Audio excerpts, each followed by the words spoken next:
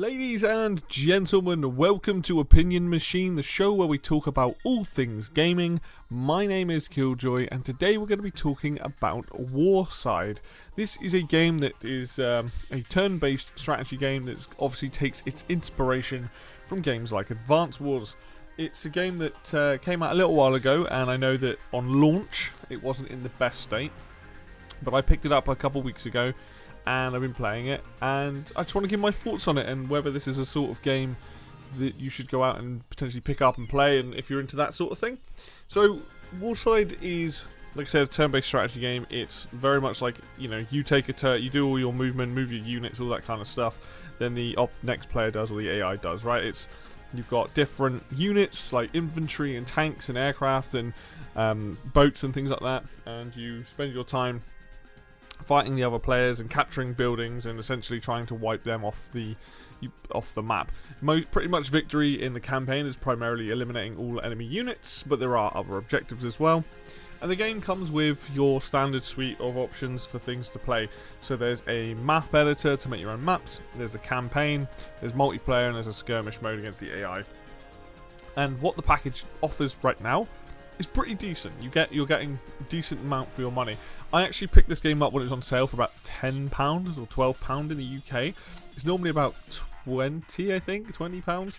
And I think your mileage is going to vary depending on how much you get into using all of the tools and things that are in this game. So once you've done the campaign, are you going to play multiplayer? Are you going to play with the map editor and make your own maps, that kind of thing?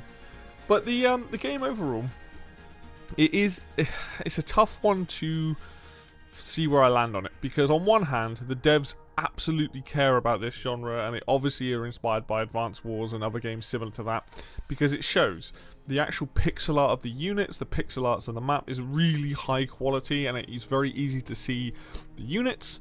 They've also got pixel art for the characters, the CEOs that you can use. But I feel like the game lacks a tiny bit in the art department. So in terms of what you're looking at in playing and moving units, that's really good.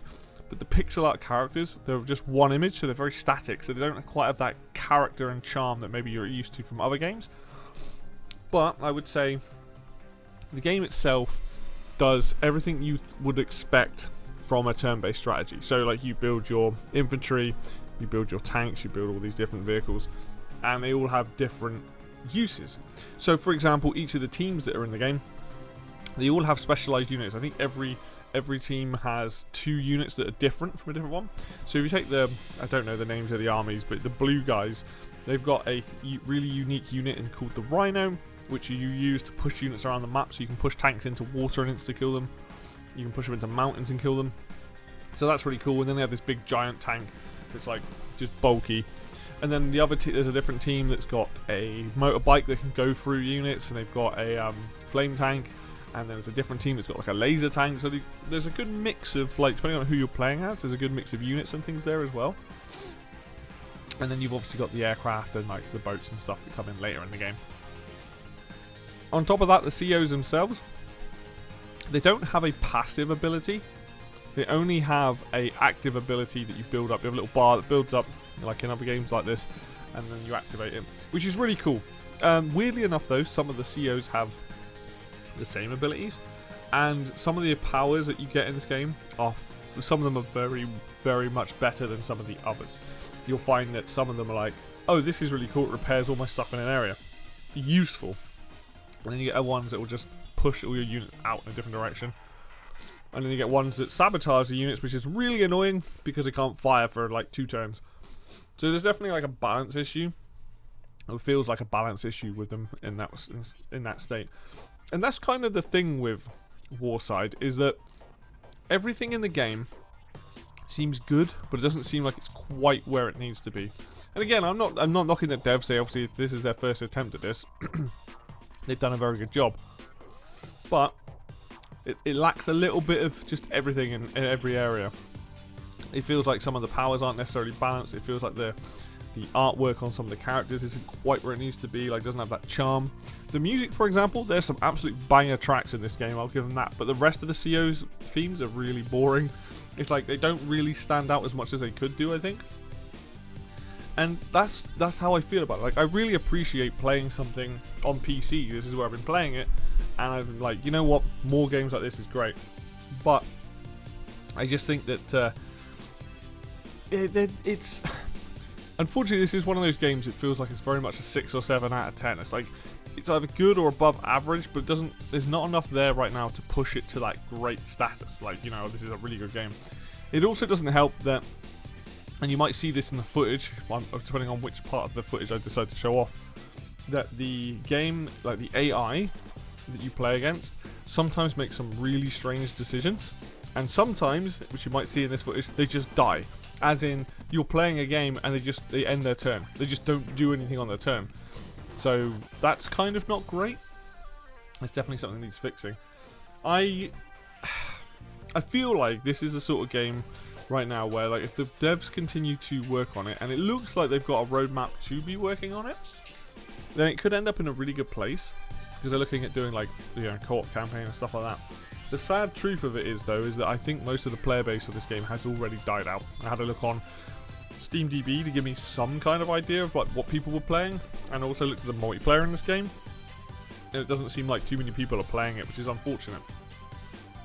I'm not making this video to sit here and rag on Warside, because I do think that this game, if it can continue to be built upon, and it can bring players back to the game with whatever they add to it, I think there is a really solid game here.